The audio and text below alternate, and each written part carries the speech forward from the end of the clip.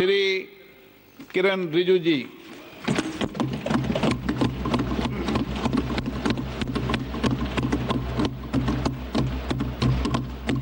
Honorable Speaker, sir, I rise to move the motion for consideration of the Waqf Amendment Bill 2025 and Mussalman Waqf Repeal Bill 2024. अध्यक्ष महोदय जी, आपने जो ruling दिया है JPC के बारे में जिक्र किया है, उसी के साथ साथ जुड़ते हुए एक मिनट किरण जी, एक मिनट श्री सोगत राय जी संशोधन संख्या 108 को प्रस्तुत करें। आप बोल रहे थे ना?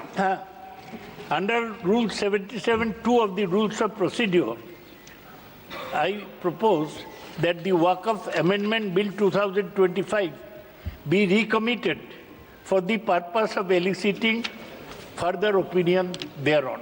ओके, माननीय मंत्री जी अब 12-16 पर अपना वक्तव्य दें।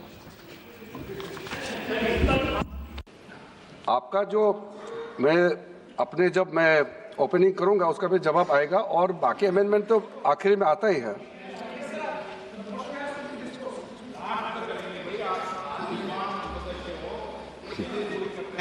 चलिए माननीय मंत्री जी।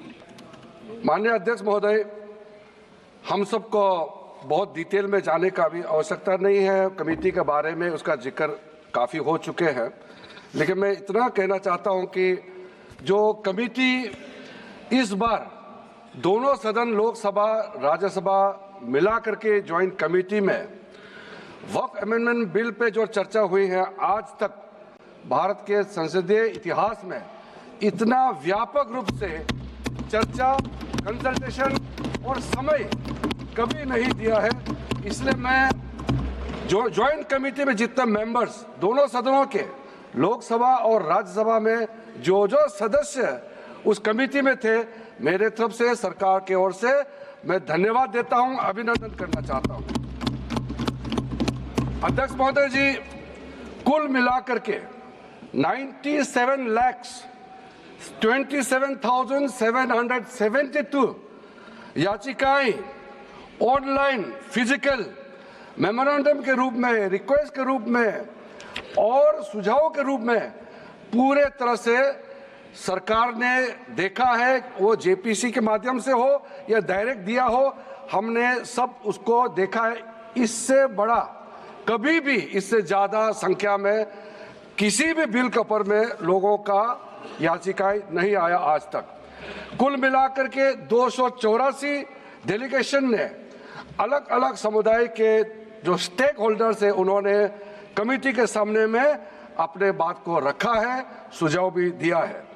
25 स्टेट गवर्नमेंट और यूनियन टेरिटरीज का वक्फ बोर्ड्स ने अपना सबमिशन भी पेश किया गया है।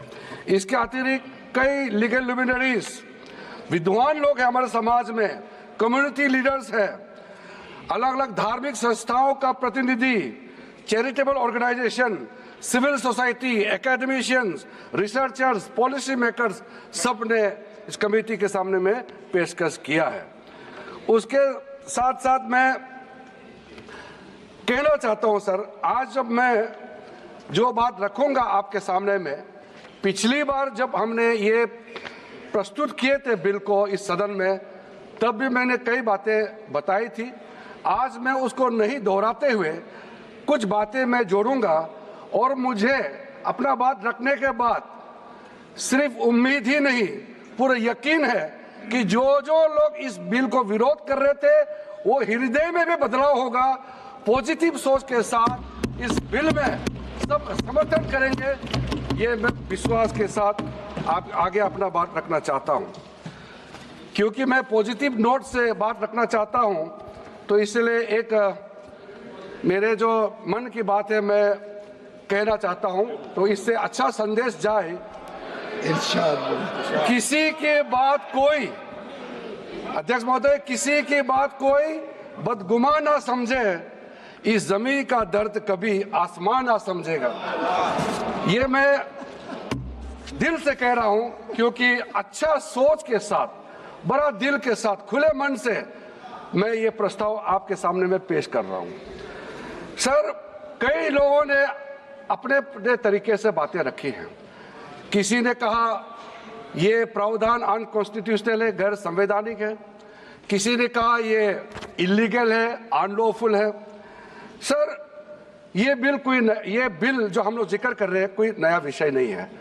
आज़ादी से पहले ये बिल जब पहली बार मुसलमान वक्फ वैलिडेटिंग एक्ट पास किया गया था 1913 में, तब से इसका इतिहास शुरू होता है। उससे पहले प्रिवी काउंसिल ने 1894 में इनवैलिडेट किया था वक्फ अल औलाद को। बाद में उसका प्रॉपर लीगल फॉर्म में 1913 के बाद फिर 1923 में द मुसलमान वक्फ एक्ट लाया गया था, जिसमें अकाउंटिंग और ट्रांसपेरेंसी के बारे में ये जोर उसको देते हुए ये एक्ट पास किया गया था। उसके बाद 1930 में द मुसलमान वक्फ वैलिडेटिंग एक्ट लाया गया है, जो रीइंफोर्स करता है legal validity of the family वक्फ। परिवार में जो वक्फ होता है उसको जोर देते हुए ये बिल लाया गया है। उसके बाद आज़ादी के बाद 1954 में 1954 में वक्फ एक्ट पहली बार आज़ाद भारत का एक्ट बनी और उस समय स्टेट वक्फ बोर्ड का भी प्रावधान उसी 1954 एक्ट में प्रावधान किया गया था। उस समय से लेकर के कई संशोधन के साथ में 1995 में व्यापक रूप से ये वक्फ एक्ट बनी है। तो उस समय किसी ने नहीं कहा कि ये एक्ट अनकॉन्स्टिट्यूशनल है, किसी ने नहीं कहा उस समय ये अनलॉफुल है। आज जब हम उसी बिल को सुधार के ला रहे हैं, तब आपको ये अनकॉन्स्टिट्यूशनल अनलॉफुल का ये शब्द इस्तेमाल करने का आपको ये नौबत कैसे आया, ये सोच क्यों आया? अगर आप सच्चे दिल से सोचते और मन साफ होते तो आप तर्क पे जाते। इस संशोधन बिल में जो जो तर्क है आप उसमें बात कीजिए।